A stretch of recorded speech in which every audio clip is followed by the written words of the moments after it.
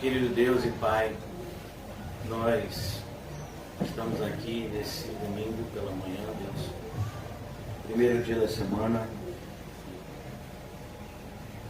na esperança viva e real de que estamos reunidos em Teu nome para buscarmos a Tua face.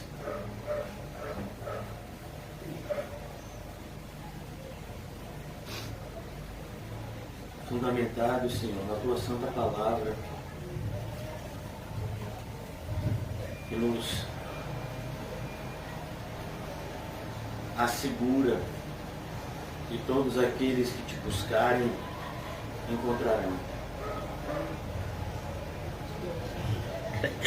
Ajuda-nos, Senhor, a nessa manhã termos um encontro contigo.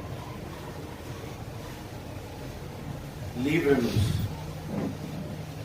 da visão errada e equivocada do que significa igreja.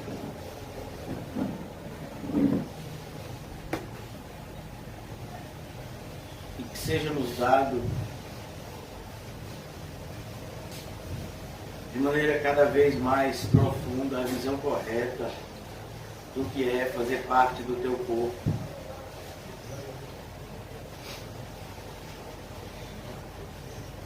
Nossos olhos sejam abertos espiritualmente nessa manhã para enxergarmos qual seja a Tua vontade boa, perfeita e agradável, que se cumpre e se cumprirá sempre nas nossas vidas.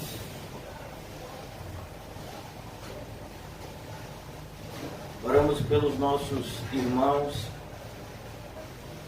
espalhados pelos 4 cantos do mundo, que não têm a mesma liberdade que nós de Te cultuar, principalmente pelos nossos irmãos que estão em países onde há guerra,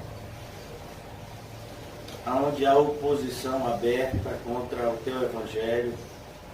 Temos acompanhado, Senhor, os acontecimentos no Oriente Médio, que nós não nos tornemos insensíveis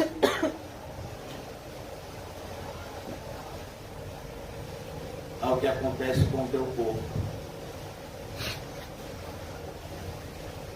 Ajuda também a nossa amada irmã Osana, Senhor, a receber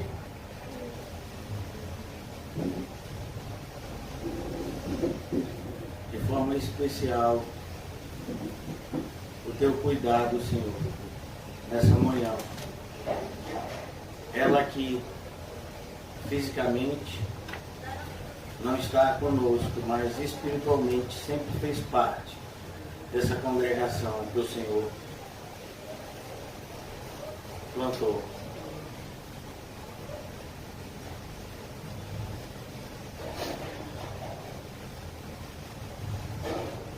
Amado Senhor Jesus, sabemos que o Senhor está no nosso meio. E tenhamos um temor reverente. E que a semelhança de tantos outros no passado,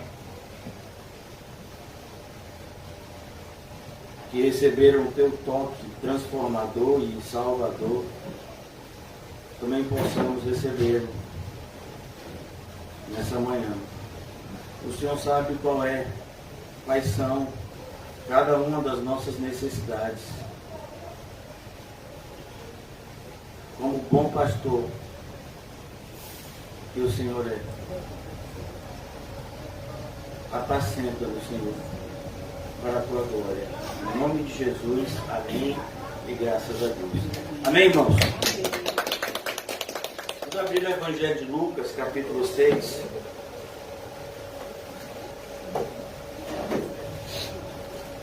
Lucas 6. Vamos dar continuidade à exposição do Evangelho de Lucas. Graças a Deus. O título da nossa mensagem hoje na verdade, são duas palavras que nos são apresentadas no Evangelho, na primeira carta aos Coríntios, mas que devemos aplicar isso na nossa vida, em especial na nossa vida congregacional, aquilo que fazemos como igreja. O título hoje da nossa mensagem é Ordem e Decência. E antes mesmo de mergulharmos no texto de Lucas, eu gostaria de convidar os irmãos a abrirem comigo a passagem aonde o Espírito Santo usa o apóstolo Paulo para falar sobre isso. A igreja de Coríntios estava passando por um período muito complicado, onde eles tinham uma visão extremamente errada acerca de si mesmos e acerca da obra do Senhor, como ela deve ser feita. 1 de Coríntios, capítulo 14, ao finalzinho desse capítulo, Paulo conclui um pensamento que ele começa a expor no capítulo 12. E aqui agora no capítulo 14 ele conclui esse pensamento dizendo que nós vamos ler aqui 1 Coríntios 14, 39 e 40. Portanto, meus irmãos, daí a palavra portanto, a ideia aqui é uma ideia de conclusão daquilo que havia sido exposto até então. Portanto, meus irmãos, procurai com zelo o dom de profetizar, e não proibais o falar em outras línguas. Tudo, porém, seja feito com decência e ordem. Tudo, porém, seja feito com decência e ordem. A palavra ordem aqui é bastante específica. Essa palavra ordem, ela, no original, ela vem de um termo militar. Literalmente é aquilo que se faz, como se age num quartel, num ambiente militar, onde tudo tem seu momento, tudo tem hora, onde nós vemos as pessoas sendo organizadas hierarquicamente, por meio de patentes, e cada uma dessas patentes atribui a essas pessoas funções específicas, e elas devem ser desempenhadas de maneira correta. Caso contrário, haverá punição severa em relação àqueles que não fizerem aquilo que sabiam que deviam fazer. E é esse o entendimento do apóstolo Paulo. Ele usa aqui nessa conclusão o termo militar. E ele junta esse termo militar a uma palavra que fala conosco acerca da reverência que devemos ter diante do Senhor, que é a palavra decência. Aqui vai muito mais além do significado da moral, né? Que é uma pessoa decente hoje em dia para nós, do ponto de vista social. É aquela pessoa que de repente veste uma roupa mais folgada, é aquela pessoa que de repente é um pouco mais recatada, mas do ponto de vista bíblico, a palavra decência, ela é algo muito mais profundo, significa aquele que se comporta corretamente diante do Senhor. Isso é uma pessoa decente. Vou dar um exemplo agora de pessoas indecentes. Abra comigo, por favor, no livro de 1 Samuel. E eu vou usar esse exemplo para mostrar como nós podemos estar muitas vezes enganados acerca dos nossos julgamentos, seja em relação aos outros, seja em relação a nós mesmos. 1 Samuel vai contar a história, né, do nascimento. No começo mostra o nascimento milagroso de Samuel. A sua mãe era estéril. Ele nasce e a sua mãe havia feito uma aliança com o Senhor, que se acaso o Senhor abrisse a sua madre e permitisse que ela tivesse filhos, ela daria o seu filho ao Senhor, ao serviço do Senhor, e assim ela o fez. E então Samuel, ele cresce nesse ambiente de igreja, ele cresce ajudando, sendo um aprendiz do sacerdote, que na época era o sacerdote Eli. Os sucessores de Eli seriam os seus filhos, Ofni e Finéias. Mas a Bíblia vai dizer aqui algo assustador a respeito desses dois homens, como eles se comportavam diante da casa de Deus. Versículo 27 do capítulo 1 de 1 Samuel.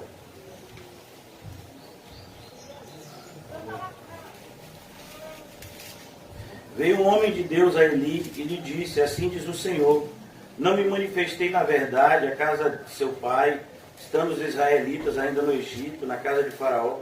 Eu os escolhi dentre todas as tribos de Israel, para ser o meu sacerdote, para subir ao meu altar, para queimar o incenso, para fazer a estola sacerdotal perante mim. E dei à casa de teu pai todas as ofertas queimadas dos filhos de Israel, porque pisais aos pés os meus sacrifícios e as minhas ofertas de manjares que ordenei. Se me fizessem na minha morada, e tu, porque honras os teus filhos mais do que a mim, para tu e eles vos engordardes das melhores de todas as ofertas do meu povo de Israel. Portanto, diz o Senhor, Deus de Israel, na verdade dissera eu a tua casa e a casa do teu pai, que andariam diante de mim perpetuamente. Porém agora, diz o Senhor, longe de mim tal coisa, porque os que me honram eu honrarei, porém os que me desprezam serão desmerecidos. 1 Samuel 2,30. Eis que vem dias em que cortarei o teu braço e o braço da casa do teu pai, para que não haja mais velho nenhum na tua casa. E verás o aperto da morada de Deus. Há um tempo com o bem que fará Israel, e jamais haverá velho na tua casa. O homem, porém, da tua linhagem, a quem eu não afastar do meu altar, será para te consumir os olhos, para te entristecer a alma, e todos os descendentes da tua casa morrerão na flor da idade. Ser-te-á por sinal que sobrevirá a teus dois filhos, Ofni e Finéias, ambos morrerão no mesmo dia. Então suscitarei para mim um sacerdote fiel, que procederá segundo o que eu tenho no coração e na mente. Edificar-lhe-ei uma casa estável, e andará ele diante do meu ungido para sempre. Será que todo aquele que restar da tua casa virá inclinar-se diante dele para obter uma moeda de prata e um bocado de pão, e dirá: rogo-te que me admitas a alguns dos cargos sacerdotais, para ter um pedaço de pão para que coma. Ainda no livro de 1 Samuel, o Senhor continua falando acerca desses homens. Que coisa! 1 Samuel, versículo de número 15. 1 Samuel 3,15. Ficou Samuel deitado até pela manhã, e então abriu as portas da casa do Senhor, porém temia relatar a visão a Eli. Chamou Eli a Samuel e disse: Samuel, meu filho. E ele respondeu: eis-me aqui. Então ele disse: o que é que o Senhor te falou? Peço-te que não me escondas, assim Deus te faça o bem que lhe aprouver, se me encobrires alguma coisa, que tudo o que falou, peço-te que não encubras, assim Deus te faça o bem que lhe aprouver, se me encobrires alguma coisa de tudo que lhe falou. Então Samuel lhe referiu tudo que nada lhe cumpriu, e disse ele: é o Senhor, faça o que bem lhe aprouver. Agora, voltando um pouco, irmãos, ainda nesse livro, é assustador. Eu fiz essas leituras, agora a parte mais assustadora está aqui no capítulo 2, volte um pouco. Eram, porém, versículo 2, capítulo 2, versículo 12, eram, porém, os filhos de Eli, filhos de Belial. Você está entendendo o que está escrito aqui? Os filhos de Eli, eles eram filhos de Belial. Aqui é uma referência ao próprio Satanás. E não se importavam com o Senhor. Mas quem eles eram? Eles eram sacerdotes. Eles estavam na casa de Deus, mas eles não se importavam com Deus. Eles estavam na casa de Deus, eles vestiam roupas que demonstravam que eles serviam a Deus, mas eles não serviam a Deus, eles eram servos do diabo, dentro da casa de Deus. Filhos de um sacerdote que conhecia as coisas de Deus. Eles eram filhos de Belial, eles não se importavam com o Senhor. Pois o costume daqueles sacerdotes, olha, eles eram sacerdotes. Com o povo era que, oferecendo alguém sacrifício, vinha um moço, um sacerdote, estando-se cozendo a carne, com um garfo de 3 dentes na mão, e metiam na caldeira, ou na panela, ou no tacho, ou na marmita, e tudo quanto o garfo tirava, o sacerdote tomava para si. Assim se fazia a todo Israel que ia ali a Siló. Também antes de se queimar a gordura, havia um moço do sacerdote e dizia ao homem que edificava: dá essa carne, assar o sacerdote, porque não aceitará de ti carne cozida, senão crua. Se o ofertante lhe respondia: queime-se primeiro a gordura, e depois tomarás quanto quiseres, então ele lhe dizia: não, porém, hás de me dar agora, senão tomá-la-ei à força. Era, pois, muito grande, preste atenção, era, pois, muito grande o pecado destes moços perante o Senhor, porquanto eles desprezavam as ofertas do Senhor. Isso é indecência. Nós somos pessoas que achamos que indecência tem somente a ver com aquilo que você fala e como você se veste, mas indecência, irmãos, do ponto de vista bíblico, é tudo aquilo que você faz contrário ao formato que já foi pré-moldado pelo Senhor acerca de como devemos andar, como devemos nos posicionar, como devemos viver diante das situações do dia a dia. Eu quero agora voltar ao nosso texto, no capítulo 6 de Lucas, porque o texto que leremos hoje mostra o Senhor Jesus escolhendo os seus apóstolos, e dentre um desses apóstolos, ele escolhe Judas Iscariotes. E nós bem sabemos quem é Judas Iscariotes, mas foi o próprio Jesus que escolheu. Aqui em Lucas capítulo 6, a partir do versículo 12, nos é mostrado que Jesus tinha muitos discípulos.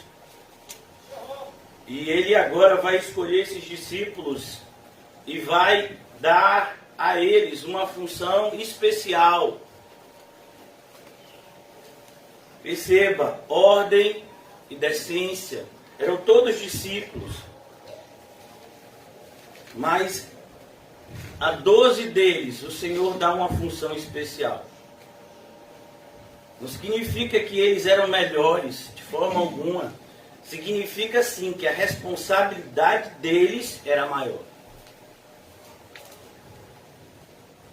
E é triste o momento evangélico que vivemos, onde cada um faz o que acha que deve fazer, sem nenhum tipo de ordem, sem nenhum tipo de decência. Ainda mais no caso de vocês que estão aqui nessa manhã, E aprovei ao Senhor que vocês tivessem um pastor jovem. Eu me sinto extremamente velho, mas do ponto de vista daquilo que se espera de um pastor evangélico, eu não preencho os pré-requisitos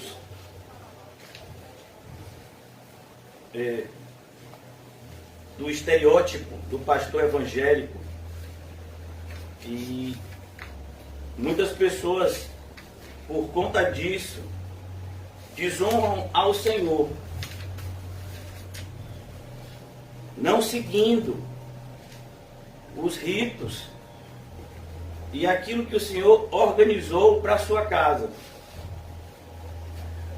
A gente vai ler aqui Lucas 6, mas eu gostaria de abrir em outra passagem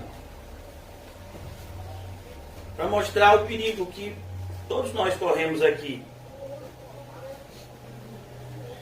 Efésios capítulo 4, a partir do versículo 11.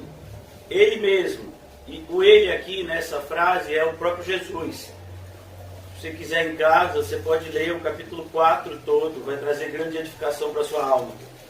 E ele mesmo concedeu uns para apóstolos. Você percebeu? O apóstolo Paulo está nos mostrando aqui como o Senhor Jesus faz tudo com ordem e decência. Não a ordem e a decência do mundo, que é uma ordem e decência, como vimos sexta-feira, hipócrita e formalista. Mas o Senhor traz a nós uma ordem e decência prática e verdadeira. E Ele mesmo concedeu uns para apóstolos. Ele concedeu a quem? A igreja. Outros para profetas, outros para evangelistas e outros para pastores e mestres. A ideia do texto aqui é pastores e mestres como uma coisa só. E você entenderá isso mais facilmente estudando as cartas pastorais, 1 Timóteo, 2 Timóteo, Tito, quando uma das características do pastor é que ele tem que ser apto ao ensino. O pastor ele tem que ser aquele que é responsável pelo ensino correto das Escrituras na congregação local. O Senhor Jesus organizou o seu corpo dessa forma. Com vista, qual o objetivo dessa ordem, dessa decência? O aperfeiçoamento seu e meu. O aperfeiçoamento de todo mundo? Não, dos santos.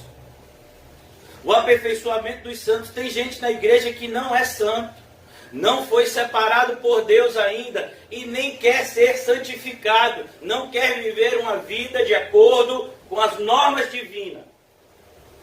Embora sejamos divinamente instruídos, muitos não querem seguir essas instruções. Com vista ao aperfeiçoamento dos santos. Ou seja, eu e você não estamos aqui hoje cumprindo um rito religioso, mas é algo prático que está acontecendo na nossa vida. Nós estamos sendo aperfeiçoados, se efetivamente fomos santificados pelo Senhor. Com vista ao aperfeiçoamento dos santos para o desempenho. Olha a ideia. Desempenho. Uma palavra extremamente atual. Desempenho. Você precisa se empenhar em fazer, desenvolver aquilo que Deus colocou em suas mãos.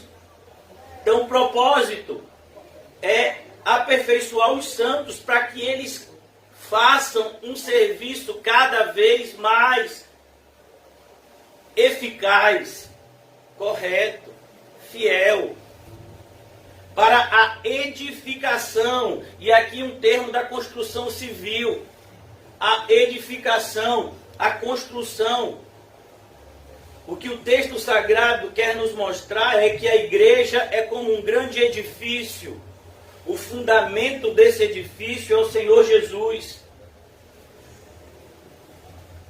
Os alicerces foram postos na doutrina que o Senhor Jesus nos deu por meio dos apóstolos. E nós estamos dando continuidade a essa construção. A semelhança do que o próprio apóstolo Pedro vai dizer, nós somos pedras vivas nessa construção. Para a edificação do corpo de Cristo, versículo 13, até que todos, quem são todos? Todos os que estão na igreja? Não, porque nem todos que estão na igreja são igreja, infelizmente. Essa é uma verdade clara nas Escrituras. Para a edificação do corpo de Cristo, até que todos cheguemos à unidade. Olha a ideia, todos, unidade. A unidade de quê? Da fé. É por isso que na igreja só pode ter paz mediante a verdade. Eu não posso, para ficar em paz com o meu semelhante, abrir mão da verdade. Porque senão eu nunca terei paz com Deus e nem com o próximo. Não existe paz se não for precedida pela verdade das Escrituras. Por isso que John Huss, o pastor que foi queimado, martirizado pela fé que professava, ele tem uma frase que dizia: eu prefiro ofendê-los com a verdade que enganá-los com a mentira. Até que todos cheguemos à unidade da fé e do pleno, olhe as palavras, pleno, o pleno conhecimento. Você precisa conhecer mais. Você precisa ter desejo de conhecer mais.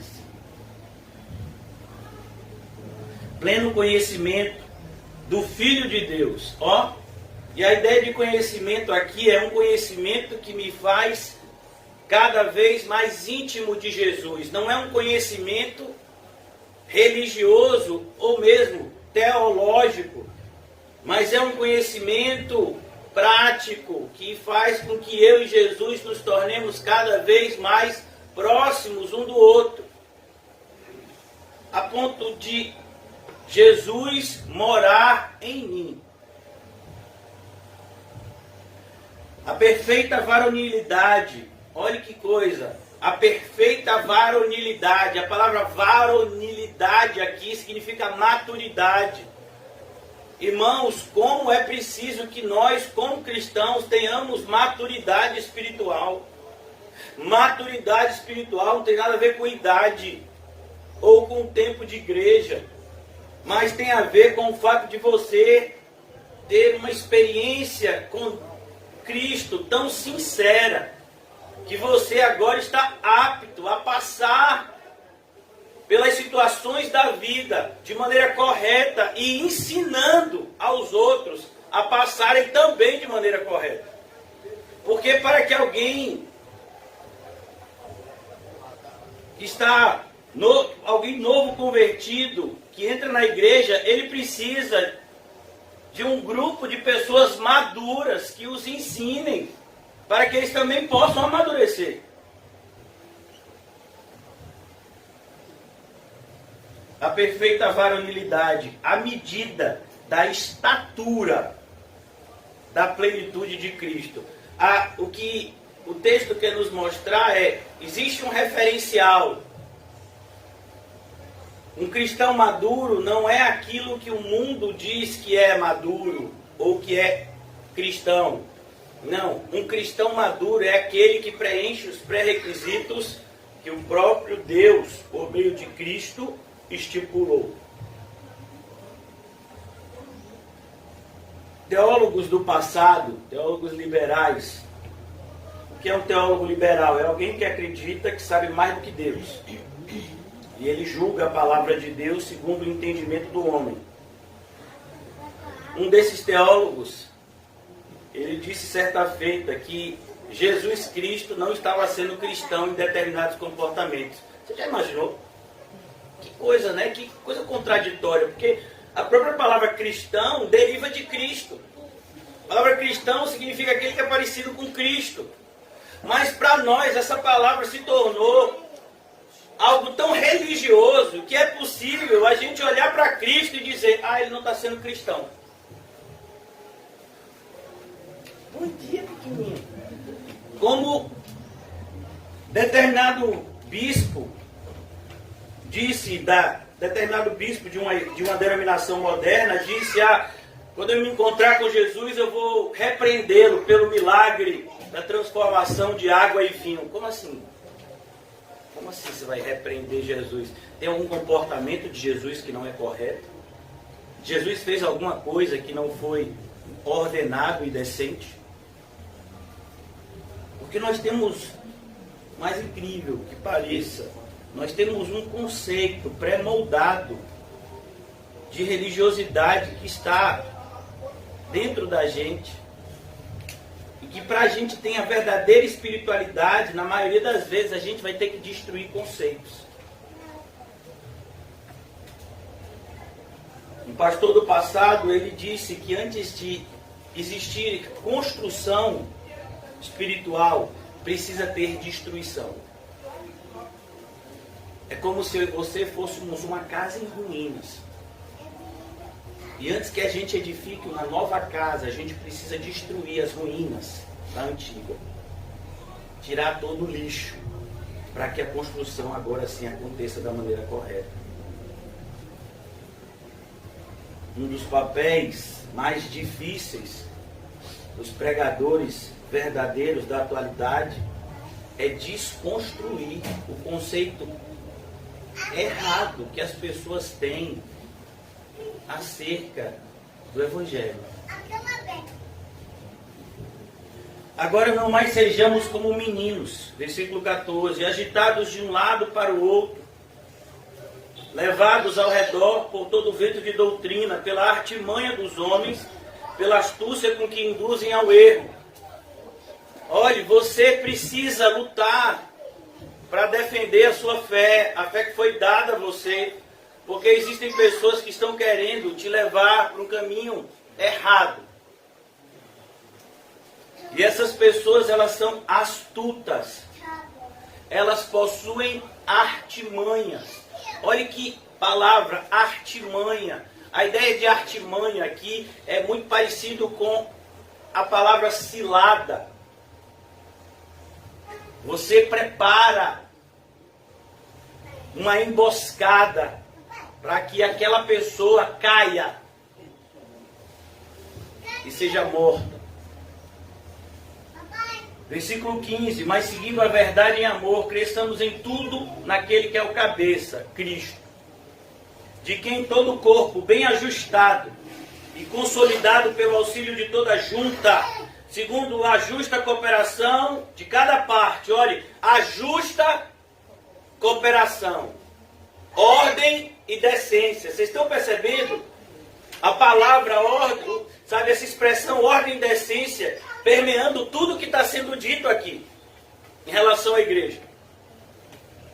De quem todo o corpo, bem ajustado e consolidado pelo auxílio de juntas, de toda junta. Junta é justamente o que conecta as partes do corpo.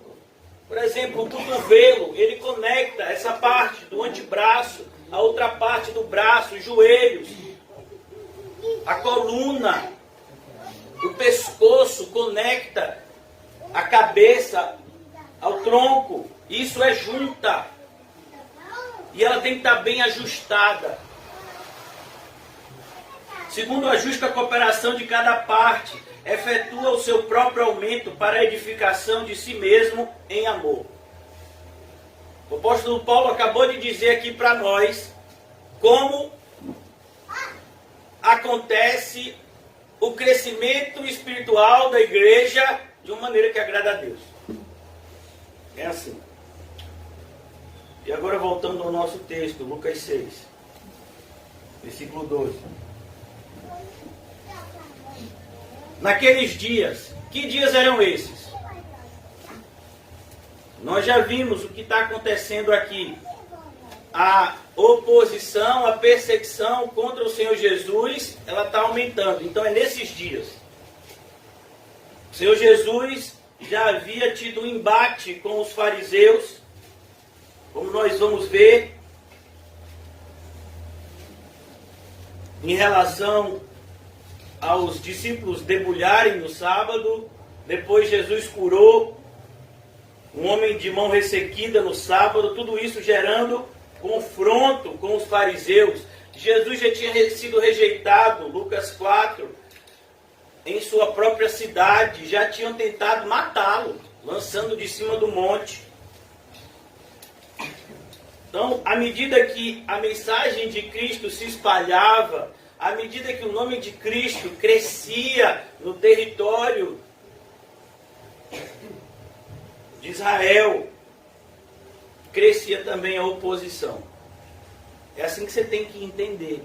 À medida que a sua espiritualidade crescer, se estiver crescendo da maneira correta, vai crescer também a oposição. À medida que eu e você nos tornemos mais maduros, os problemas se tornarão maiores. A Bíblia nos diz que nós somos provados de acordo com a nossa força. Então, se eu me torno uma pessoa mais madura, consequentemente, o Senhor fará com que eu passe por provações maiores, para que isso sirva de testemunho em relação a Cristo. Naqueles dias, retirou-se para o monte. Jesus se retirou para o monte. Jesus não se retirou para o monte como as pessoas fazem hoje em dia. Jesus foi para o monte porque o monte para Jesus era o quarto em secreto. Jesus não tinha um quarto em secreto. Ele não tinha sequer casa. Quando algumas pessoas disseram que queriam segui-lo, ele disse, olha, pense direito, porque as raposas têm os seus covis, os pássaros têm os seus ninhos, mas eu não tenho aonde reclinar a minha cabeça. Jesus estava dizendo, eu não tenho aqui nesta terra uma morada certa. Por isso ele ia para os montes. Os montes, naquela época, principalmente no contexto aqui que é apresentado, é um lugar isolado, onde você pode estar a sós. Principalmente no caso de Jesus, que o nome dele já se tornava notório, e pessoas de todas as regiões procuravam a ele para receber cura. Então Jesus tinha o seu quarto em secreto no monte, diferente de nós, que muitas vezes podemos entrar em algum cômodo da nossa casa e dobrar os nossos joelhos, ou mesmo sentado, e ficarmos orando horas, se assim desejarmos. Naqueles dias retirou-se para o monte a fim de orar. Olha que coisa linda. Jesus orava. Eu e você oramos para ter comunhão com o Pai. Jesus já tinha comunhão com o Pai, mas ainda assim ele orava. Maravilhoso aprender com o testemunho de Jesus. Jesus é a testemunha fiel. Ele é o verdadeiro referencial. E passou a noite orando a Deus. Ele passou a noite inteira, irmãos. Você imagina isso? Ele não fez como muitos de nós. Não, hoje de noite eu vou orar. Ai, aí olha, 5 minutos, já não tem mais nada do que falar com Deus. Em nome de Jesus, amém. Já apresentei minha lista de compras. Oração para muitas pessoas é uma lista de supermercado. Ó Pai, eu queria que o Senhor abençoasse a fulano. Tem uns inimigos meus aí, se eu puder matar aí com o machado da matança aí também serve. E aí a gente termina, né, de maneira quase que mágica. Com uma expressão, em nome de Jesus, amém. Oração não é isso não. Oração é falar com Deus. Mas um dos pré-requisitos para a gente falar com Deus é a gente ter vontade de falar com Deus. Você tem? Você tem vontade de falar com Deus? Porque a gente se sente tão desconfortável, né, usar essa palavra, na presença de Deus? Simples. Porque Deus é santo e a gente não é. Aí a gente se sente desconfortável na presença de um Deus santo.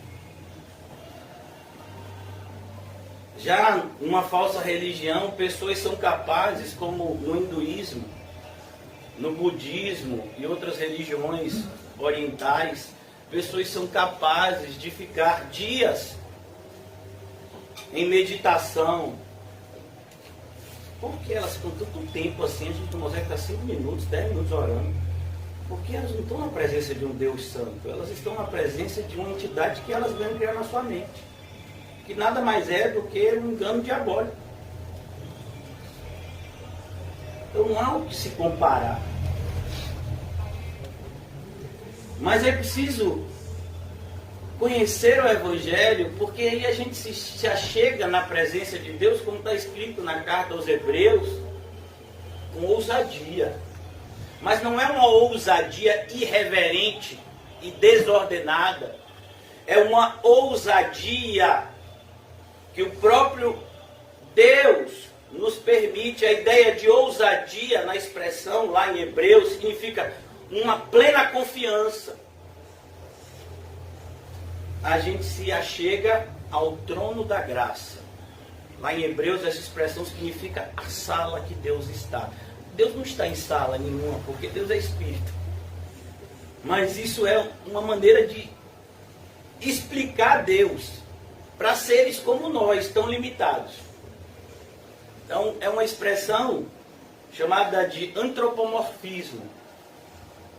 Antropomorfismo significa quando Deus ele toma uma forma parecida com a de homem, para que a gente possa entender. Por exemplo, fulano de tal está à destra de Deus. E Deus tem mão? Mas Deus tem espírito? A destra de Deus é para dizer assim, olha, que a mão, que Deus está guardando aquela pessoa. Então, aqui nós vamos ver isso.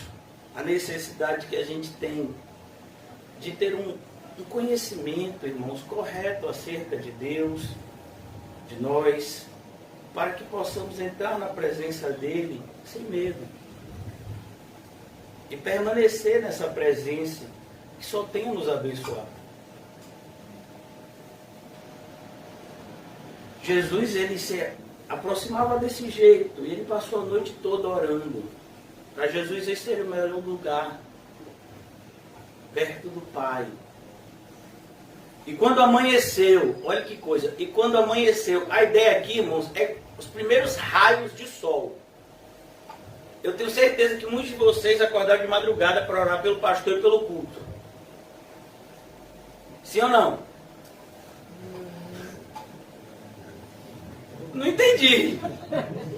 Esse silêncio sepulcral. E quando amanheceu,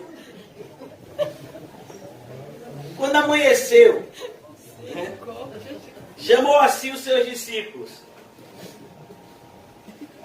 Tinham vários discípulos. Uma passagem de Lucas, por exemplo, mostra Jesus enviando 70 homens. Então tinham muitos discípulos. Em outra passagem no Evangelho de João vai dizer que os seus próprios discípulos abandonaram, ficando só os 12. Ou seja, existia um grupo maior do que 12 que seguiam a Jesus. Na própria instituição, lá no início de Atos, quando vai se escolher um substituto para Judas, era necessário que esse substituto estivesse desde o princípio com os discípulos. Então, aqui no versículo 13 diz, e quando amanheceu, chamou a si os seus discípulos. Eu não sei se você entendeu, mas é o que está acontecendo aqui hoje. O Senhor está nos chamando para perto dele. Ele chamou a si os seus discípulos e escolheu 12 dentre eles. O Senhor escolheu 12 dentre eles. Perceba, a ordem. Muitas pessoas que vêm de outras igrejas, elas têm uma dificuldade com o rito que nós adotamos aqui na nossa congregação, porque o propósito é sermos uma igreja bíblica e não uma igreja contemporânea. Então, às vezes a pessoa diz, mas por que na sua congregação só o pastor que prega e o pastor auxiliar, que é o pastor Ju? Por que só esses dois que pregam? Porque foi assim que Deus ordenou. Mas ninguém tem oportunidade. Oportunidade de quê?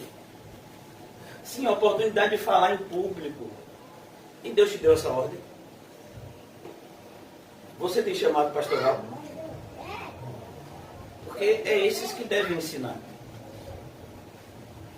Mas em outras igrejas, não, vamos dar oportunidade para fulano. Fulano, traga uma palavra aqui. Mas Deus mandou você fazer assim. Perceba, tudo isso é para agradar pessoas. E a igreja não tem que ser um lugar onde as pessoas se sentem afagadas no erro, mas aonde as pessoas se sentem corrigidas pela verdade. Então o Senhor Jesus, ele disse, esses daqui vão ser apóstolos. É assim. Ah, Jesus, e por que não me escolheu? Eu sou melhor do que fulano. Ô irmão, você acha que o apóstolo Pedro pregou aquele sermão em Pentecostes, lá no capítulo 2 de Atos? Você acha que porque ele era mais qualificado? Olha, do ponto de vista da erudição, Mateus era muito mais qualificado, porque Mateus teve escolaridade. Mateus era publicano. Para você ser publicano, você tem que ter um grau de escolaridade, né, mínimo. Tem que saber escrever, fazer as contas. Pedro era o quê? Um pescador grosseiro. Mas é esse que Deus quis usar. Olha como Deus coloca as pessoas no lugar que Ele quer. Nós, muitas vezes, não aceitamos isso. Por quê? Porque tudo aquilo que Deus faz, normalmente, é contrário àquilo que nós queríamos. Quero mostrar isso na Bíblia para vocês. Abram em 1 Coríntios. Olha como é perigoso. Nós temos uma relação com Deus visual e não espiritual. Os meus olhos e os seus olhos podem nos enganar. Deus e a sua palavra jamais farão isso. 1 Coríntios, capítulo 2. Olha que coisa.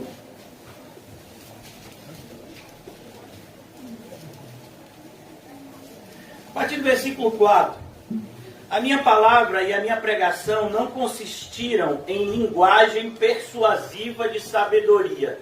Olha, Paulo está aqui na Grécia, a cidade de Coríntios ficava na Grécia, e ele diz, eu não uso os mesmos subterfúgios que os filósofos gregos. Os oradores gregos, eles eram famosos pelo seu poder de falar em público. Eles sabiam usar as palavras para convencer as pessoas. Até hoje em dia existem pessoas assim.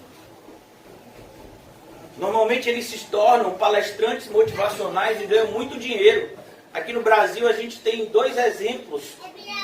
Um deles é um filósofo da USP, chamado Clóvis de Barros Filho, alguma coisa assim.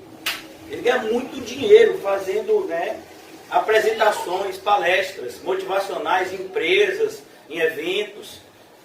E existe outro, que até o nome dele já fala, Leandro Carnal. Ele também é um palestrante muito famoso nos dias atuais, contratado a peso de ouro. Antes da pandemia, há uns 2, já deve ter inflacionado, né?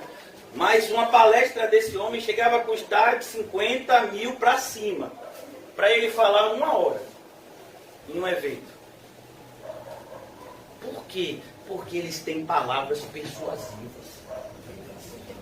Ele fala, ele sabe jogar com as palavras, ele sabe fazer as pessoas chorarem, ele sabe fazer as pessoas rirem, ele sabe motivar os funcionários de uma empresa a prestarem um trabalho melhor.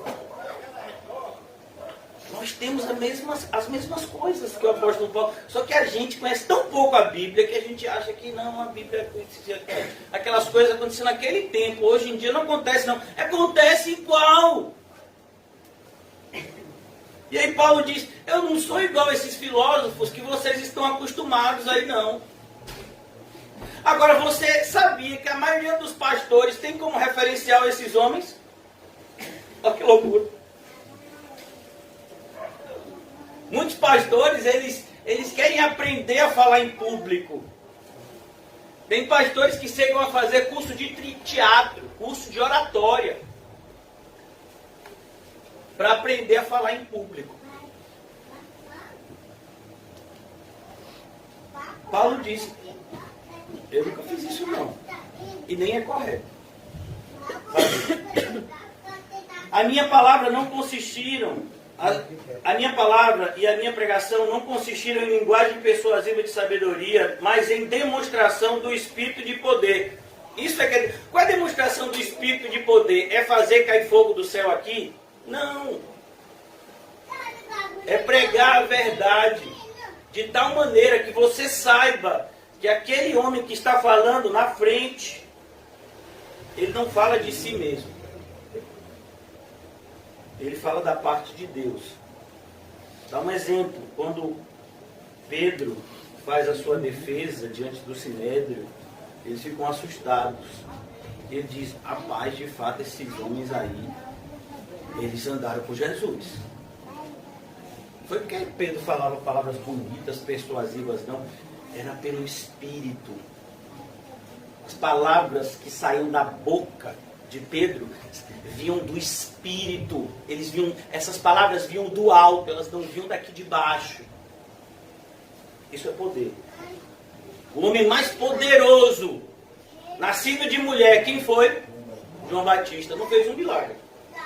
Agora o poder de João, pregar a verdade. Mas para que a vossa fé não se apoiasse em sabedoria humana. Meu Deus, quantos evangélicos hoje têm a sua fé baseada em sabedoria humana? Ah não, eu sou um crente verdadeiro, eu fiz até o curso de teologia reformada. Foi. Eu me inscrevi naquele congresso fiel. Eu sei os 5 pontos do calvinismo. Eu conheço. Eu fiz aquele curso de teologia à distância. Ô meu irmão, cuidado para que a sua fé não esteja apoiada em sabedoria humana. E sim no poder de Deus. Por que você acredita dessa forma? Porque Deus me ensinou assim. Entretanto, expomos a sabedoria, versículo 6, entre os experimentados. Olha a palavra experimentados. A ideia de experimentados aqui é a pessoa que já está num determinado grau de maturidade. A experiência produz essa maturidade. Não, porém, a sabedoria deste século, nem a dos poderosos desta época, que se reduzem a nada, mas falamos a sabedoria de Deus em mistério.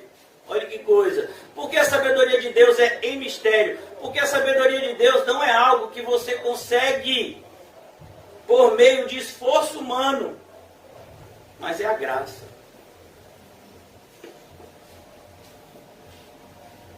Mas falamos a sabedoria de Deus em mistério, outrora oculta, percebeu? Hoje em dia não tem mais mistério. Mistério existia, era oculto. Mas por meio do Evangelho, aquilo que era sombra, nós vemos agora claramente. Mas falamos a sabedoria de Deus, a qual Deus pré-ordenou. Olhe, Deus pré-ordenou. Você percebeu? Ele ordenou de antemão. E aí vem você e quer fazer da igreja a casa da mãe Joana. E você quer fazer da igreja de acordo com os seus próprios pensamentos. E você tem na sua mente que a igreja é como se fosse um banco ou como se fosse uma empresa. Não, nenhum nem outro. A igreja é a casa de Deus. Você tem a visão correta dela? A gente tem que agir aqui de maneira pré-ordenada por Deus. Por isso que tanta gente fica com raiva. Desde a eternidade, para a nossa glória. Irmãos, para a nossa glória. A gente nem merece. Mas Deus quer glorificar a gente, que é verme. E a gente é tão estúpido que a gente às vezes se coloca contra a uma vontade que traria glória imerecida para nós. Fazer as coisas certas, da maneira certa.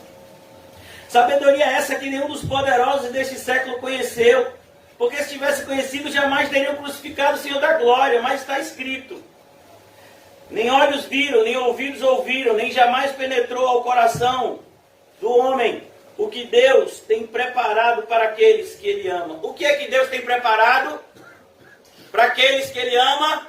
O Evangelho de Cristo, que justifica o pecador. Mas Deus nos revelou pelo Espírito, porque o Espírito todas as coisas perscruta. A ideia de perscrutar é investigar.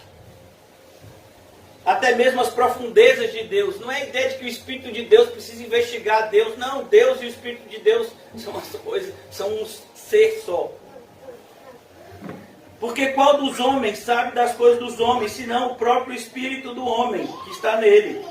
Assim também as coisas de Deus, ninguém as conhece, senão o Espírito de Deus. Ora, nós não temos recebido o Espírito do mundo. E aí eu pergunto, será que a igreja não tem recebido o Espírito do mundo? Porque grande parte das igrejas querem se organizar de maneira mundana. Tem igrejas que têm até departamento de marketing. Já imaginou? Igreja com marketing. Estratégias. Estratégia? A igreja? Não, papai, a igreja crescer. A igreja criar mais membros.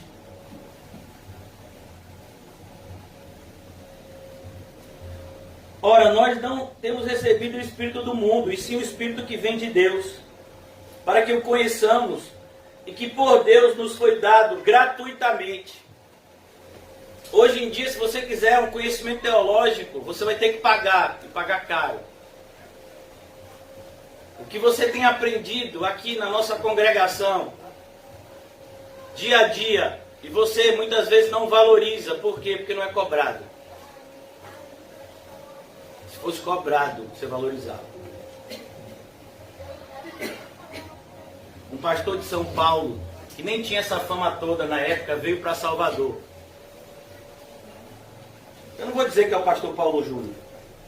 Ele veio para Salvador e ele foi pregar em uma igreja perto da nossa, lá na Boca do Rio. Da nossa antiga congregação lá na Boca do Rio. E para custear as despesas, se cobrou, quanto foi?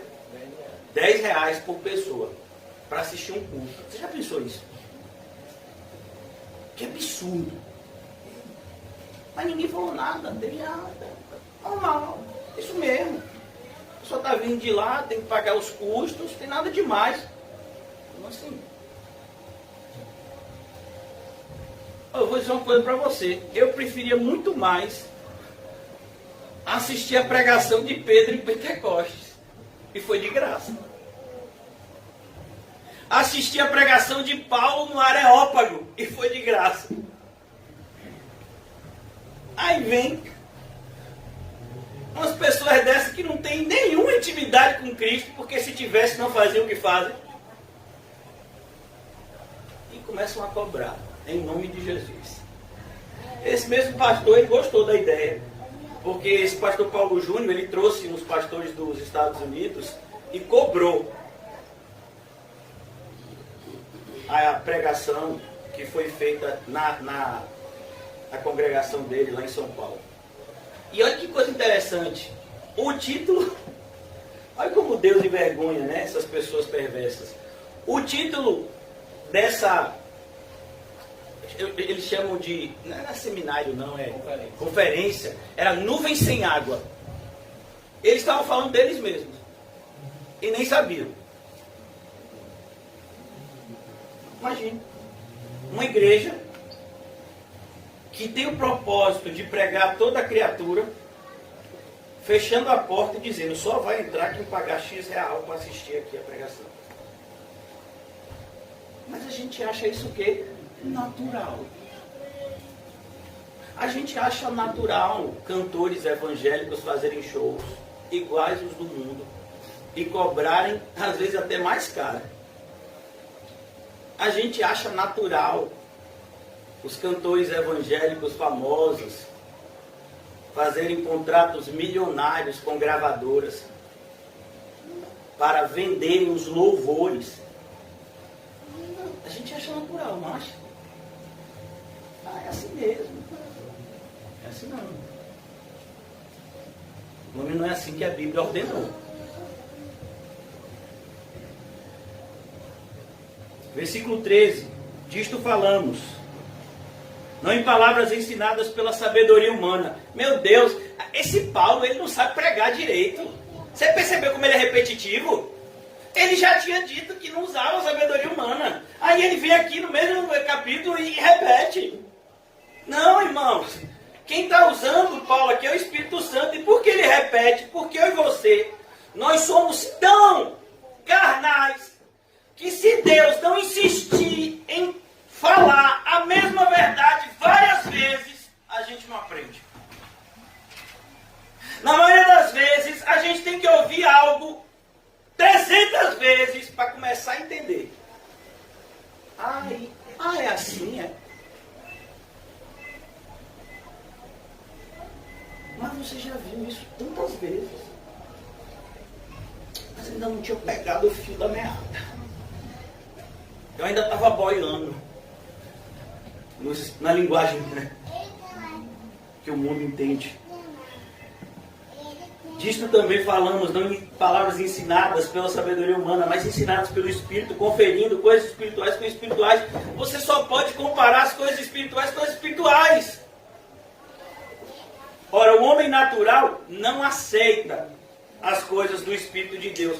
Não aceita, não ache que uma pessoa que não tem o Espírito Santo vai entrar na nossa congregação, vai ouvir uma pregação e vai entender o que está acontecendo aqui. Ela não vai entender. Ela não vai. Por que ela não vai entender? Porque ela ainda é um homem natural. Ela não nasceu de novo. Ah, mas eu acho tão natural, pastoras. A gente está no século 21, homens e mulheres têm direitos iguais. A Bíblia diz isso. Homens e mulheres foram alcançados pela mesma graça, mas têm funções diferentes. Porque foi assim que Deus pré-ordenou. Deus pré-ordenou. Aí vem o homem e quer organizar a igreja segundo o que a sociedade aceita. Mas a igreja é de Deus. Onde é que está na Bíblia que ele te deu autorização para mudar alguma coisa? Muito pelo contrário, no capítulo 22 de Apocalipse diz, aquele que acrescentar e tirar, receberá as maldições desse livro. Ora, o homem natural não aceita as coisas do Espírito de Deus porque eles são loucura. E não pode entendê-las. Preste atenção, não pode entendê-las. Você não pode entender. Muitas pessoas, ao verem Jesus escolhendo os apóstolos, aqueles 12, dizem, mas Pedro, mas André, irmão, injustiça, chama dois da mesma família. Podia ser pelo menos família diferente, né? Aí Jesus chama 2 irmãos, Pedro e André, João e Tiago. Ah, não, podia dividir, né? Já que já tem Pedro, André, você não vai ser apóstolo não. outro para poder eu dar vez assim a mais gente. João, você não vai não, viu, João? E eu aqui, João era o mais próximo. Mas João ia sobrar, porque o seu irmão Tiago era mais velho, pelo menos eu que ensino as escrituras. E João era o mais novo de todos os apóstolos. A gente jamais escolheria esses 12 que Jesus escolheu. Porque a gente, muitas vezes, ainda age de maneira natural. Ora, o homem natural não aceita as coisas do Espírito de Deus, porque eles são loucura. Não pode entendê-las. Não pode. Porque elas se discernem espiritualmente. Um pastor, uma vez, ele foi conversar com um teólogo famoso, que tinha acabado de escrever um livro de teologia, né, publicado. E ele olhou para aquele teólogo famoso e disse: você conhece a Jesus? O teólogo disse: você sabe o que você está falando? Eu sou teólogo, eu tenho doutorado. Eu acabei de escrever um livro aqui sobre o Novo Testamento. Eu não perguntei isso. Eu perguntei se você conhece a Jesus. Alguém aqui já viu um papagaio? Alguém já viu um papagaio? O que o papagaio faz? O papagaio é um animal que ele consegue captar, né, sons e reproduzir. Imagine que loucura. Imagine você está passando por um lugar e aí você, glória a Deus! Glória a Deus! Rapaz, tem um crente aí. Você bota o olho é o papagaio. Glória a Deus! Glória a Deus! Nossa. São os teólogos da atualidade. Ah não, o segundo escreveu Calvino, o segundo escreveu Zwinglio, o segundo escreveu... eu quero saber se segundo escreveu, eu quero saber do Evangelho. O papagaio. Tem gente que nem se envergonha de ser papagaio, lê mesmo os sermões dos outros. E ainda bota no YouTube e ganha dinheiro. E está fazendo discípulo. Porém, o homem espiritual julga todas as coisas. Se você é espiritual, você julga. Não julgueis!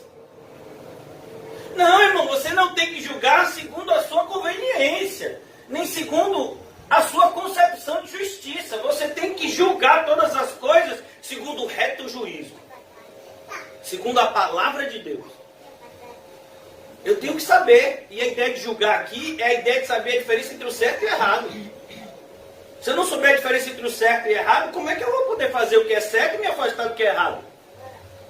Não julgueis. Como assim não julgueis? Tem que julgar sim. Não, fulano ali é falso mestre.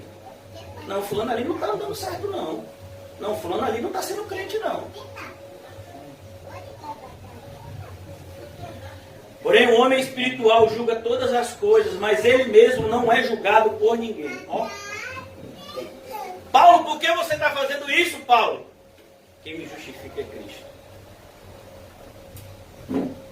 A ideia daqui não é que esse homem espiritual está num patamar superior. Não, a ideia do homem espiritual é que o homem espiritual é justificado.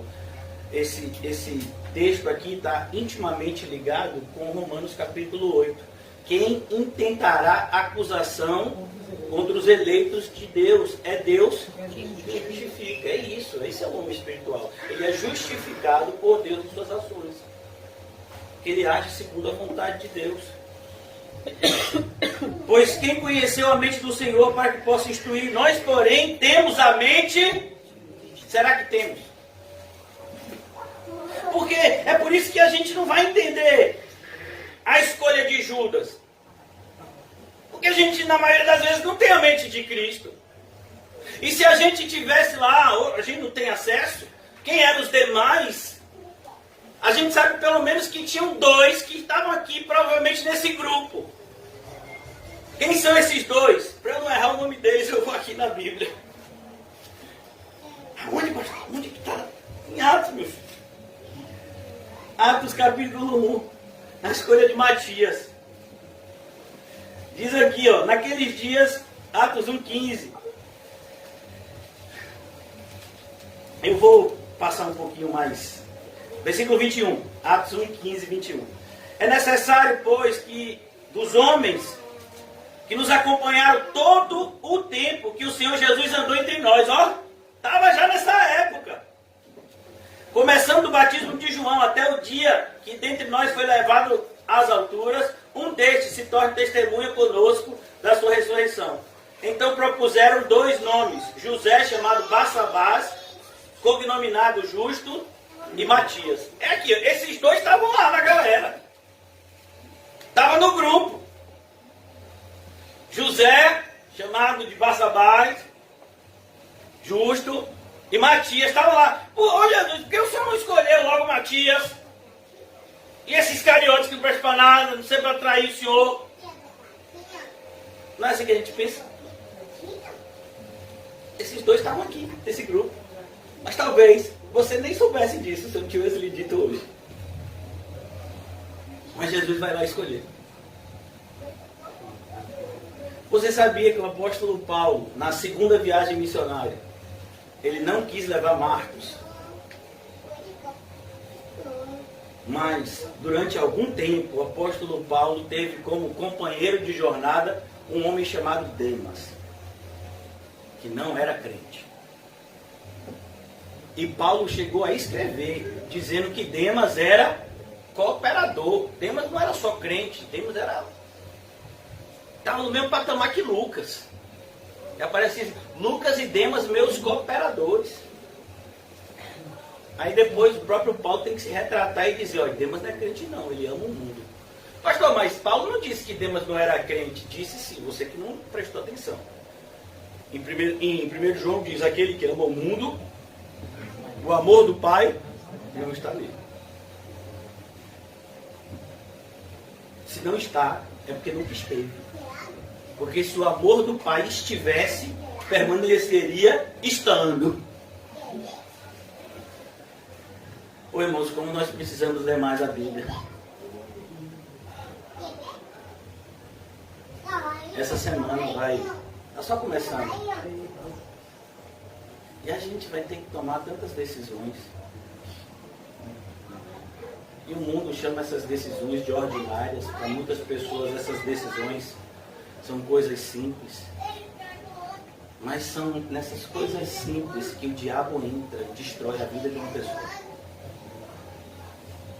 Pequenas decisões tomadas sem o direcionamento de Deus causam grandes destruições. E a gente não se apercebe disso.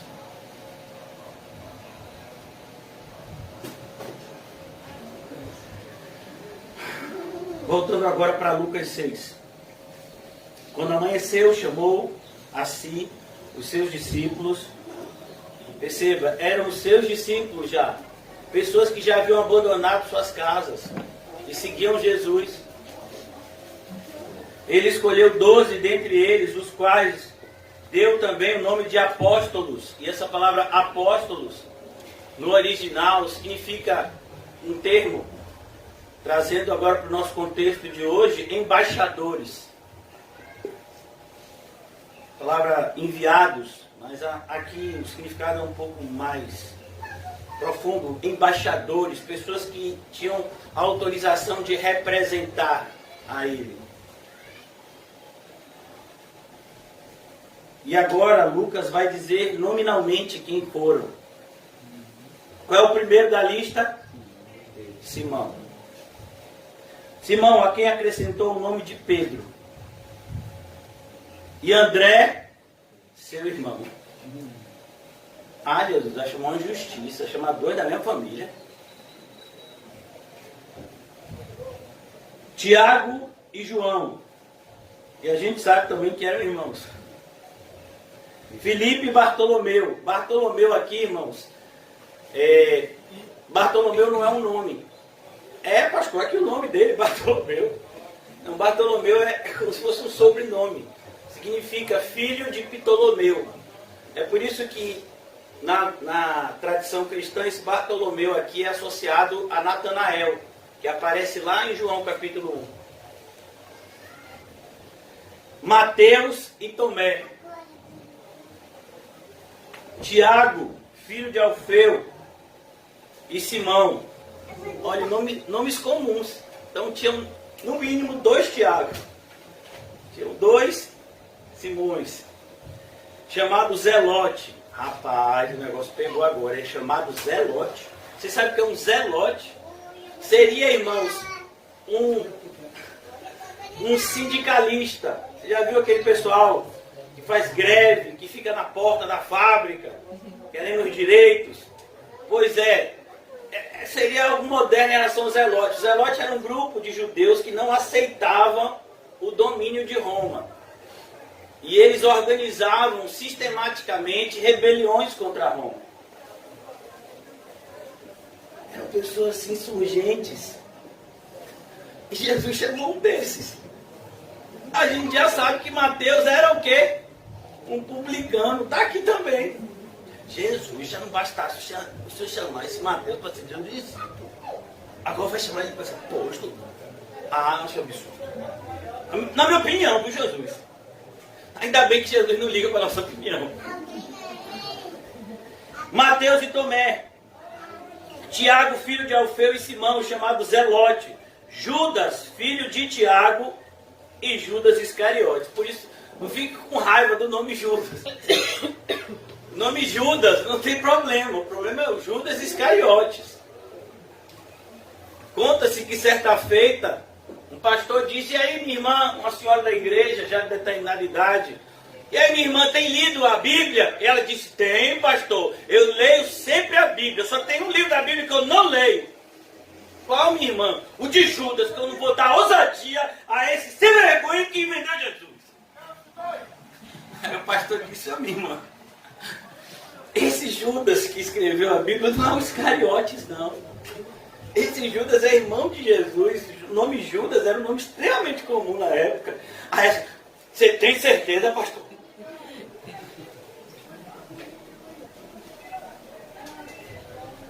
Judas Iscariotes, que se tornou, você prestou atenção na expressão? Ele se tornou traidor. A ideia aqui é que, em algum momento, Judas até teve uma sinceridade. Ele até disse: não, rapaz, esse Jesus, ele é o que ele está dizendo aí, eu vou seguir ele.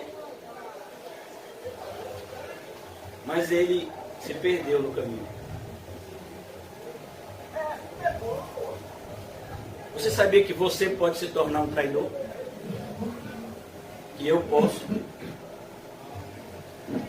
O apóstolo Paulo sabia tanto dessa verdade que ele escreveu pelo Espírito: aquele que cuida, aquele que pensa estar em pé, tome mais cuidado ainda para não cair.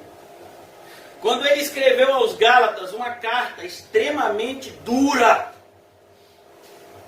ele disse: ainda que eu mesmo, um dos apóstolos, traga um outro evangelho, além do que foi pregado, que seja nada. Paulo estava dizendo: eu posso cair. Eu esmurro o meu próprio corpo, para que naquilo que eu pregue, eu não seja achado em falta. Eu e você podemos nos tornar traidor de Cristo essa semana. Talvez alguns que estão aqui se tornaram traidores de Cristo durante essa semana que passou. E hoje é a sua oportunidade de se arrepender, como Pedro se arrependeu.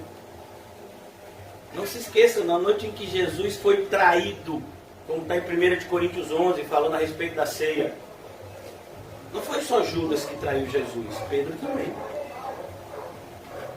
Não é por acaso, o primeiro e o último nome da lista, os dois traíram Jesus, mas um se arrependeu, o outro não. Jesus te chamou, irmão, irmã, cuidado para você não se tornar um traidor. Jesus sabe o que faz. A pergunta é: será que nós sabemos o que estamos fazendo das nossas vidas?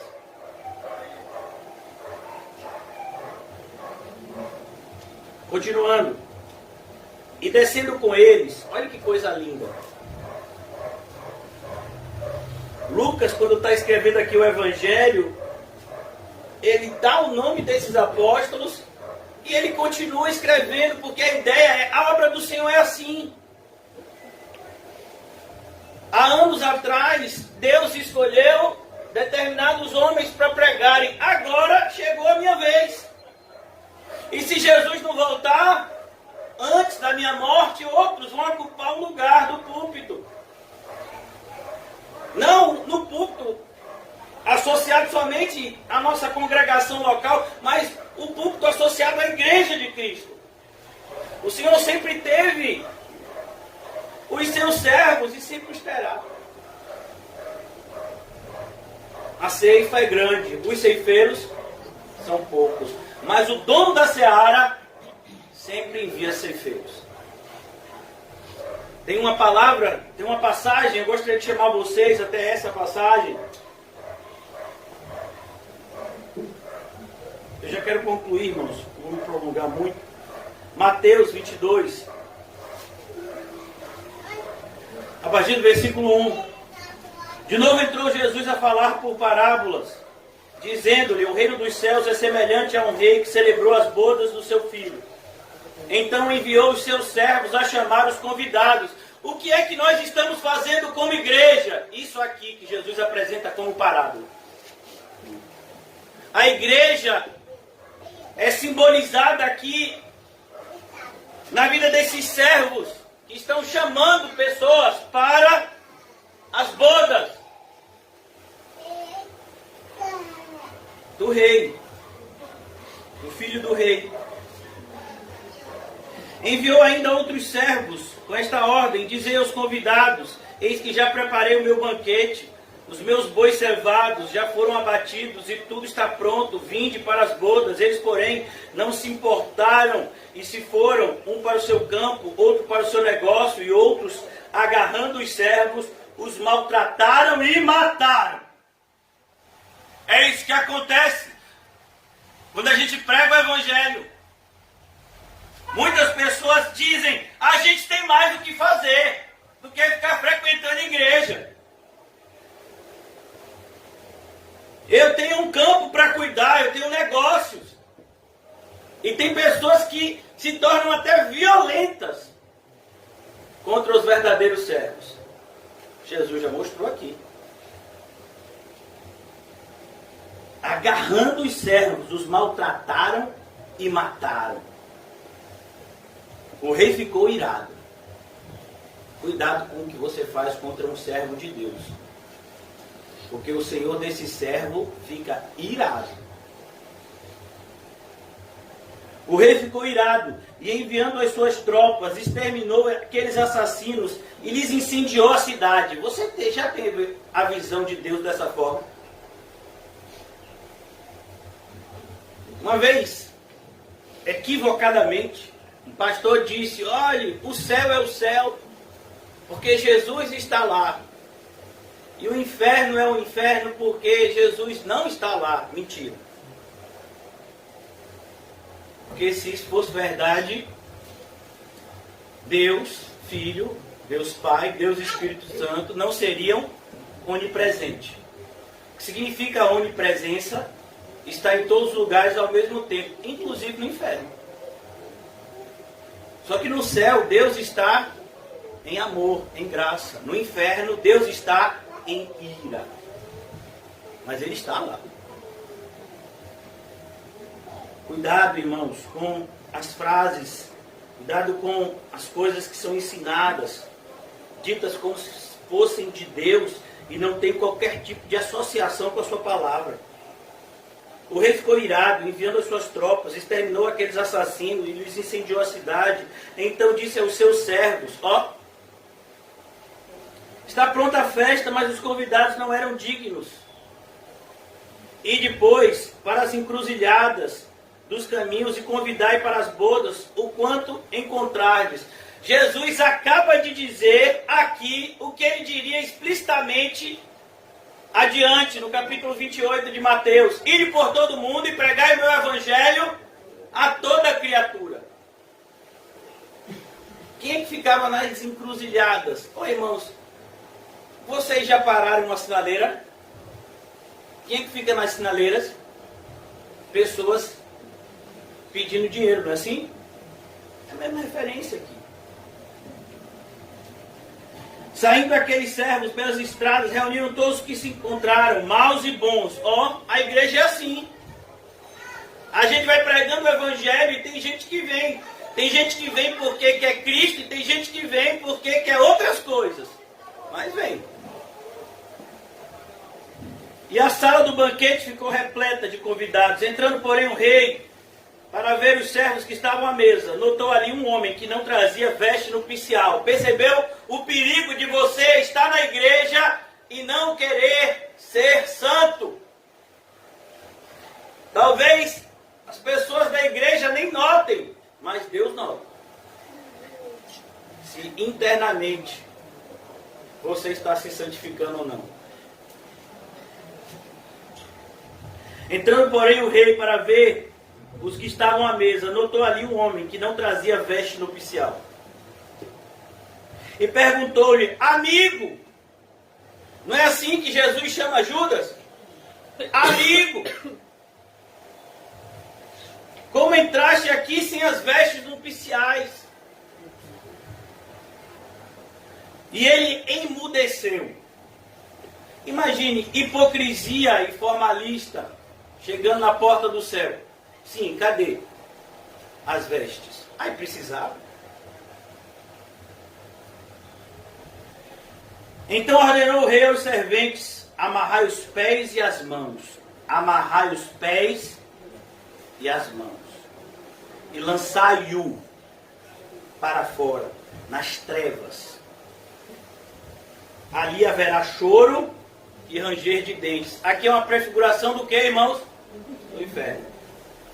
E essa frase que deve trazer temor ao nosso coração. Porque muitos são chamados, mas poucos os escolhidos.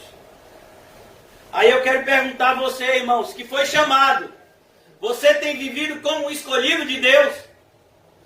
Porque os eleitos de Deus, eles têm uma marca. Qual é a marca? A santidade. Nós fomos eleitos para ser santos. Nós não fomos escolhidos para viver de qualquer jeito. A própria expressão escolha significa que você foi tirado de um lugar e colocado em outro, separado. Mas grande parte daqueles que se professam cristãos não tem qualquer tipo de separação, seja interior e até mesmo exterior em relação ao mundo. Em Tiago capítulo 4, nos é dito que todo aquele que constitui-se, todo aquele que se faz amigo do mundo, se tornou inimigo de Deus. Tiago não escreveu essa igreja para os descrentes. Perdão, Tiago não escreveu essa carta para os descrentes. Tiago escreveu essa carta para os crentes. Você é amigo do mundo, então você é inimigo de Deus. Quero concluir. Os irmãos que vão ministrar a ceia podem já fazê-lo, distribuir os elementos. E descendo com eles, parou numa planura onde se encontravam muitos discípulos seus e grande multidão do povo de toda a Judéia e de Jerusalém, do litoral de Tiro e de Sidom, e vieram para ouvirem e serem curados das suas enfermidades. Também os atormentados por espíritos imundos eram curados, e todos da multidão procuravam tocá-lo, porque dele saía poder e curava todos. Curava, e eu espero que o Senhor cure a nossa incredulidade, irmãos. Todos nós precisamos, a começar de mim. É preciso que eu e você venhamos a viver de maneira ordeira e decente. Não segundo os preceitos da sociedade vigente, mas segundo os preceitos do nosso Salvador. Obrigado, meu irmão. Glória a Deus.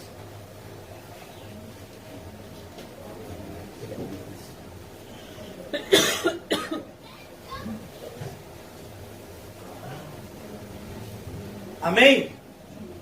E eu gostaria de mostrar para vocês aqui qual é a marca daqueles que estão vivendo de maneira ordeira e decente. Antes da gente ceiar e na preparação da ceia, eu vou abrir em Mateus 11. Os irmãos podem ouvir, aqueles que quiserem abrir também podem. Mateus 11, a partir do versículo 25. Por aquele tempo exclamou Jesus: graças te dou, ó Pai, Senhor do céu e da terra, porque ocultastes estas coisas, isso que foi ensinado. Se você teve algum tipo de ensino espiritual na sua vida, nessa manhã, foi um milagre. Graças te dou, Pai, porque o Senhor ocultou essas coisas dos sábios e instruídos. Não é por a sabedoria que você obtém numa biblioteca. E revelastes aos teus pequeninos, sim, ó Pai, porque assim foi do teu agrado. Tudo me foi entregue por meu Pai. Ninguém conhece o Filho senão o Pai. Ninguém conhece o Pai senão o Filho, e a quem o Filho quiser revelar. Vinde a mim, todos os que estáis cansados e sobrecarregados. É assim que a gente deve estar na presença do Senhor. Mas não é cansado do mundo, irmãos. É cansado do nosso pecado. É sobrecarregado das nossas escolhas ruins. Ah, eu estou tão cansado do meu trabalho, disso, daquilo. Meu filho, não é esse tipo de cansaço que Jesus está falando. Tomai sobre vós o meu jugo e aprendei de mim, porque sou manso e humilde de coração.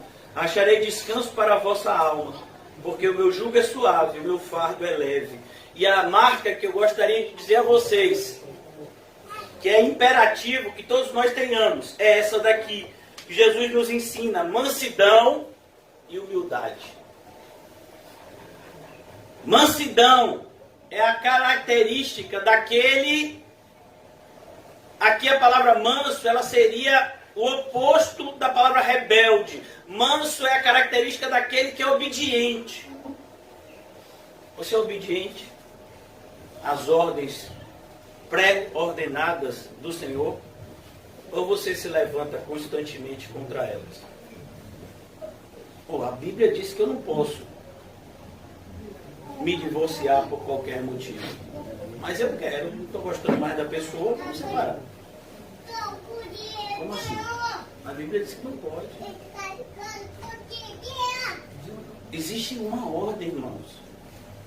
Existe uma maneira de viver que nós somos convidados a viver. Como nas bodas. E se a gente for para as bodas sem as vestes nupciais, a gente vai ser expulso. É baseado nessa passagem que a gente leu aqui de Mateus 22, que John Bunyan escreveu no seu livro Peregrino. Eu vi que tinha uma entrada para o inferno ao lado da porta do céu. Já imaginou isso? O que John Bunyan quer dizer e Mateus 22 diz? Pessoas podem andar aqui na terra a vida inteira, juntos numa igreja. E uma chega lá e entrar no céu e a outra ser lançada no inferno. Mas eles estavam juntos nas bodas. Jesus, só para que ficasse bem compreendido, ele ainda pega o mesmo princípio e apresenta em outra parábola, que é a parábola das 10 virgens. Estavam juntas. E o propósito das 10 virgens era o mesmo: participar da festa, do casamento. Mas 5 eram prudentes e 5 eram imprudentes. A ideia é: 5 eram mansas e 5 eram rebeldes. Ah, mas eu não sou rebelde. Você é rebelde quando você não obedece o que Deus mandou. Os fariseus eram rebeldes, mas muitas pessoas não achavam isso, porque o estereotipo deles era um estereotipo de piedade. E ele diz, você tem que ser manso, mas você só vai ser obediente se você tiver a característica subsequente, que é a humildade. Sabe por que muitas vezes a gente não obedece os princípios que são ensinados na igreja? Porque a gente acha que sabe mais. O Senhor Jesus, ele disse isso, mas ele disse isso naquela época, agora a minha época é diferente. O apóstolo Paulo até falou, as más companhias corrompem os bons costumes, mas eu sei muito bem me virar. Eu posso muito bem andar com pessoas ímpias e me manter santo. É mesmo. Você acha isso mesmo? Essa semana, mais uma vez, eu vi um desses pastores assim famosos, reformados, querendo justificar que um homem pode ser rico e ainda ser espiritual, crente.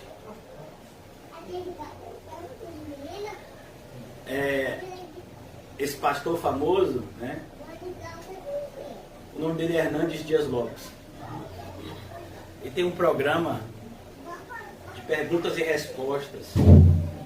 E a pergunta que foi feita, que ele respondeu, foi: pastor, uma pessoa pode desejar ser rica e ainda ser crente? Aí ele disse que pode.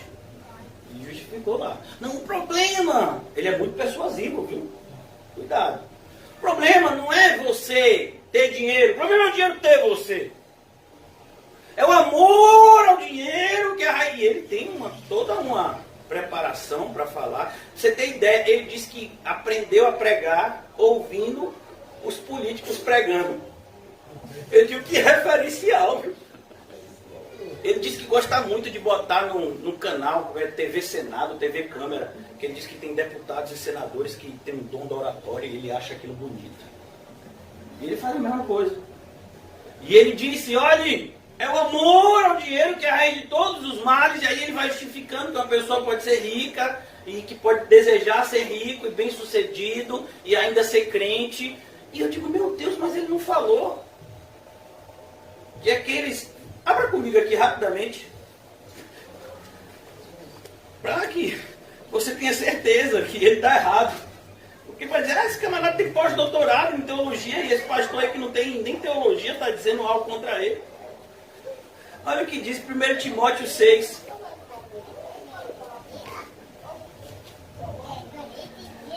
Ele leu o 10. Porque o amor ao dinheiro é a raiz de todos os males. Amém? Está escrito isso, não está? Mas ele esqueceu de ler o 9. Os que querem ficar ricos caem em tentação. Então, baseado nesse versículo bíblico, se alguém quer ficar rico, essa pessoa está fazendo algo certo? Não! É errado! Mas ele não pode dizer isso porque muitas pessoas que frequentam a igreja dele são ricos e querem ficar mais ricos ainda. A maioria das pessoas que dá suporte econômico para que ele viva uma vida, sabe, de regalias, é rica e quer ficar mais rico ainda. E ele quer mesmo que fique rico, porque aí vai aumentar as doações. Mas aqui está claro, os que querem ficar ricos já caiu em tentação. Já caiu. Eu não sou rico. Eu não tenho amor pelo dinheiro. Mas eu quero ficar rico, pastor. Pecado. Só o desejo de ficar rico já é pecado. Porque o desejo de ficar rico, irmãos, é falta de confiança em Deus. Por que eu quero ter a minha despensa cheia? Porque eu não quero orar pela provisão. Eu não quero orar para que Deus envie a provisão. Eu quero orar pela provisão que já foi enviada.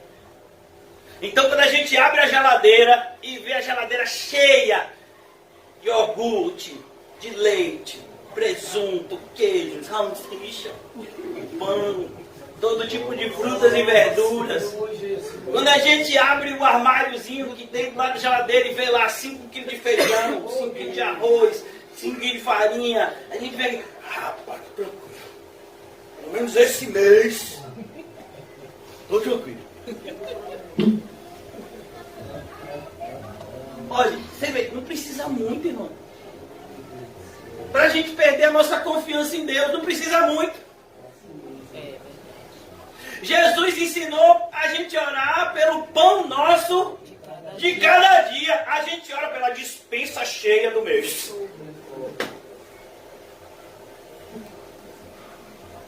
Então, irmãos, aí a gente não quer, por isso que seja manso e humilde. A gente não quer ser humilde. E aí, meu irmão, o que você vai comer amanhã? Não sei. Eu ainda estou em oração pelo alimento de hoje. A gente vai cear, irmãos. E esse sim é o alimento que a gente precisa. Mas a questão é, será que a gente é manso e humilde para cear? Será que de fato a gente entende que as nossas necessidades espirituais, elas são mais importantes do que as nossas necessidades materiais? É muito mais importante para nós termos a nossa vida espiritual fortalecida do que termos a nossa vida física fortalecida por meio do alimento.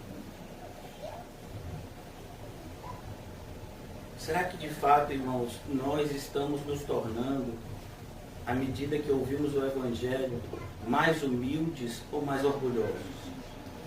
Mais mansos ou mais rebeldes?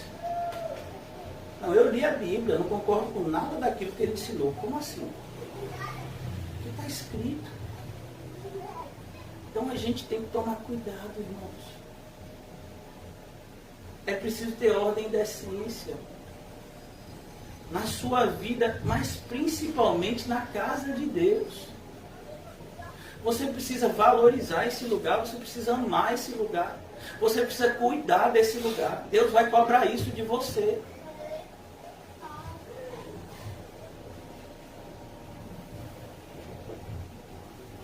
Eu oro para que nesse momento os nossos olhos sejam abertos, ainda que seja por um segundo, para a gente enxergar a preciosidade do lugar que nós estamos hoje. E não é esse salão humilde, nesse bairro humilde, mas é a presença do Deus Santo, a igreja dos santos remidos. Comamos e bebamos para a glória de Deus.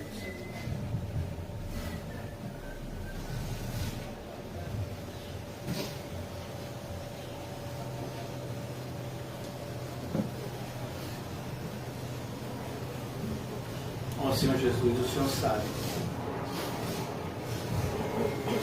quem somos. O Senhor sabe exatamente a maneira que temos vivido, Senhor. Por isso nos salva, Senhor, desse grande vilão que sou eu mesmo. Me ajuda, Senhor, a não me auto-sabotar. Me ajuda, Senhor, a agradecer pelas portas fechadas, tanto quanto pela porta aberta, sabendo que tanto a porta fechada quanto a porta aberta são o seu cuidado para com a nossa vida. Ó Senhor Jesus, que possamos ter em nós do mesmo espírito para responder aos ataques do diabo, como o Senhor, que disse: não só de pão viverá o homem, mas vive o homem de toda palavra que procede da boca de Deus. Que assim seja as nossas vidas, Senhor, baseada, fundamentada, alicerçada pela Tua Santíssima Palavra. Oramos, Senhor, pelas escolhas que temos que tomar.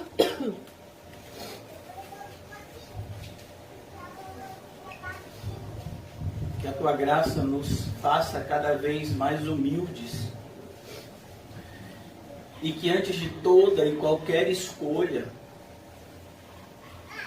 viemos a nos prostrar diante do teu trono, buscando sabedoria, para que façamos as escolhas que te agradam e não aquela que nos agrada. Ó Deus, ajuda a nossa congregação a cumprir cabalmente o nosso ministério. Eu oro pelos meus irmãos que já estão servindo ao Senhor. Eu oro por aqueles que irão ser despertados no serviço cristão. Que tudo seja feito para a tua glória e da maneira como o Senhor pré-ordenou. Livra-nos, Senhor, de todo espírito maligno que tenta nos afastar das tuas benditas e preciosas verdades.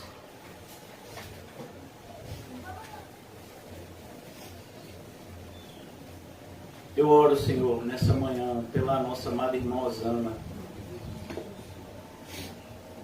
que faz parte do corpo de Cristo. Eu oro para que ela seja cheia do teu Santo Espírito, como todos nós aqui nessa manhã.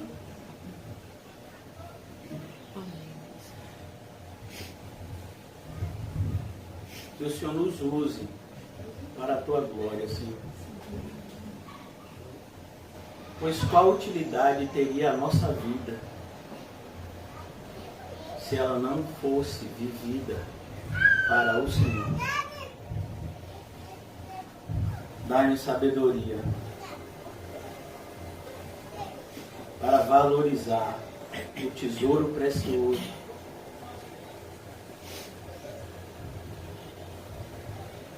que o Senhor plantou dentro de nós. Dai-nos sabedoria, Senhor, para valorizar o que temos aqui.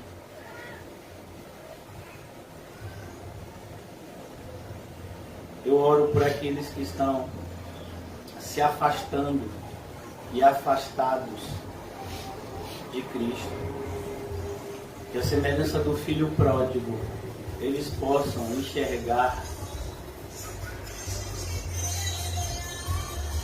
a péssima escolha que fizeram ao se afastar do Pai bondoso e procurar viver em um mundo repleto de sedução diabólica e de um ódio disfarçado. Ajuda-nos, Senhor, na nossa congregação a agirmos com ordem e decência.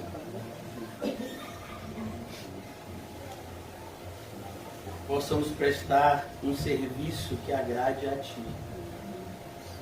Ajuda-nos, Senhor, no desempenho do evangelismo, a evangelizarmos para a Tua glória. Dai-nos um coração que ame verdadeiramente a todos, inclusive aqueles que nos desejam mal, pois do contrário não conseguiremos evangelizar como devemos. Ajuda-nos, Senhor, em relação às nossas necessidades materiais. O Senhor sabe quais são. Por isso que o Senhor envia o suprimento a cada irmão aqui. Nessa manhã. E que ao nos despedirmos, no término desse culto, cresça em nós a certeza de que o culto não acabou, de que o culto não se iniciou hoje pela manhã, mas no momento da nossa conversão. E esse culto durará para sempre. Pois nós que cultuamos ao Senhor em espírito aqui na terra, cultuaremos o Senhor em espírito no céu. Amém, Jesus. Ajuda-nos a fazer parte desse grupo de adoradores que adoram ao Pai em espírito e em verdade. Que seja assim com cada um de nós. Eu oro por esse bairro do Alto das Pombas, por essa comunidade local, Senhor. Muitos irmãos que congregam aqui conosco, moram aqui e veem com seus próprios olhos o crescimento da maldade. Que isso não esfrie os corações, mas que pelo contrário, sejamos cada vez mais estimulados ao amor e às boas obras, fazendo de tudo para com todos, para, se possível, salvar alguns. Senhor Jesus, toca em cada um de nós nessa manhã, para que saiamos curados de toda a mornidão espiritual que nos leva a um estado de letargia e hipocrisia. E reacende, Senhor, a chama que estava se apagando em nós, para que venhamos a demonstrar a nossa fé por meio do zelo que temos com o nosso Deus, com a sua palavra, com a sua igreja. Em nome de Jesus, amém e graças a Deus. Amém, irmãos? Saúdem-se mutuamente. Mas antes eu gostaria de dar um pequeno aviso. Eu, em oração, eu vou marcar as terças-feiras. As terças-feiras, a partir das 6h30, vai ser o dia do aconselhamento pastoral. Eu entendo que muitos, às vezes, precisam de uma conversa um pouco mais pessoal com o pastor. E nós, como cristãos, não precisamos, muitas vezes, de ajuda de conselho de ímpios. Temos que ter conselho de crentes. Então, eu já preparei um panfleto e eu vou colar aqui. O aconselhamento pastoral vai ser às terças-feiras, a partir das 6h30. Em especial, nessa terça-feira ainda não vai ter, porque eu estou machucado, eu estou aqui pregando com muita dor.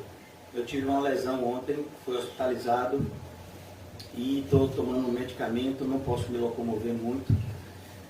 Mas a partir da próxima terça, o aconselhamento pastoral vai ser assim, porque eu percebi, e também em oração, lógico, muitas vezes no final do culto, alguns irmãos querem um aconselhamento e o inimigo usa esses momentos para poder